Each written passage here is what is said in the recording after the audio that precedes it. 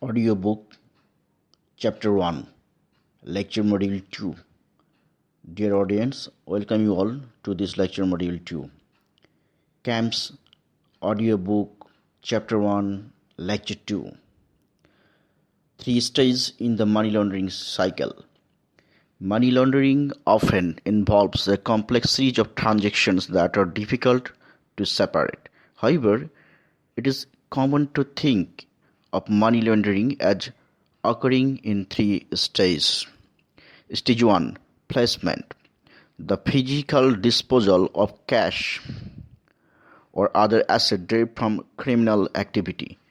During this phase, the money laundering introduces the illicit proceeds into the financial system. Often this is accomplished by placing the funds into circulation through formal financial institutions, casino, and other legitimate business, both domestic and international. Examples of placement transactions include blending of funds, commingling of illegitimate funds with legitimate funds, such as placing the cash from illegal narcotics sales into cash incentive locally owned restaurant. Foreign exchange: purchasing of foreign exchange with illegal funds. Breaking up amounts: placing cash in a small amount and depositing them into numerous bank accounts in an attempt to evade reporting requirements. Currency smuggling: cross-border physical movement of cash or monetary instruments. Loans: repayment of legitimate loans using laundered cash. Stage 2 Layering: the separation of illicit proceeds from their source by layers of financial transactions intended to conceal the origin of the proceeds. This second stage involves converting the proceeds of the crime into another form and creating complex layering of financial transactions to obfuscate the source and ownership of fund. Examples of layering transactions include electronically moving funds from one country to another and dividing them into advanced financial options and/or markets. Moving funds from one financial institution to another or within accounts at the same institutions. Converting the cash placed into monetary instruments. Reselling high-value goods and prepaid access stored value products. Investing in real estate and other legitimate businesses. Placing money in stocks, bonds, or life insurance products. Using shell companies to obscure the ultimate beneficial owner and asset.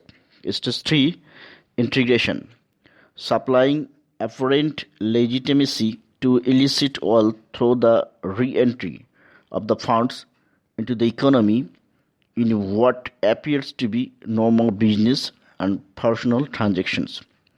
This stage entails using laundered proceeds in seemingly normal transactions to create the perceptions of legitimacy. The launderer, for instance, might choose to invest the funds into real estate, financial ventures, or luxury assets. By the integration stage, it is exceedingly difficult to distinguish between legal and illegal wealth. This stage provides a launderer the opportunity to increase his wealth with the proceeds of crime. Integration is generally difficult to spot unless there are great disparities between a person's or company's legitimate employment, business, or investment ventures, and a person's wealth or a company's income or asset. Examples of integration transactions include purchasing luxury assets like property, artwork, jewelry, or high-end automobiles. Getting into financial arrangement or other ventures where investment can be made in business enterprises. The economic and social consequence of money laundering. Money laundering is a result of any crime that generates profits for the criminals involved. It knows no boundaries and jurisdictions where there are weak, ineffective, or inadequate anti-money laundering and counter-terrorism financing legislation and regulations are most vulnerable. However, large well-developed financial centers are also vulnerable to laundering due to the large volume of transactions that allow the launderer to blend in and the wide range of services that enable the launderer to conduct transactions in a way that is convenient. Since most launderers want to eventually use the proceeds of their crimes, their ultimate intent is to move funds through a stable financial system. Money laundering has significant economic and social consequences, especially for developing countries and emerging markets. The easy passage of funds from one institution or relatively facile system that allows money to be placed without raising any question is fertile territory for money launderers. The uploading of legal, professional, and ethical standards is critical to the integrity of financial markets. The potential macroeconomic consequences of unchecked money laundering include increased exposure to organized crime and corruption. Successful money laundering enhances the profitable aspect of criminal activity.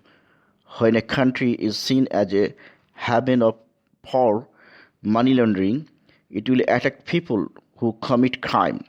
Typically, havens for money laundering and terrorist financing have limited numbers of predicate crimes for money laundering, limited types of institutions and persons covered by money laundering laws and regulations, little to no enforcement of the laws, and weak penalties or provisions that make it difficult to confiscate or freeze assets related to money laundering, limited regulatory capacity to effectively monitor and supervise compliance to money laundering and terrorist financing laws and regulations.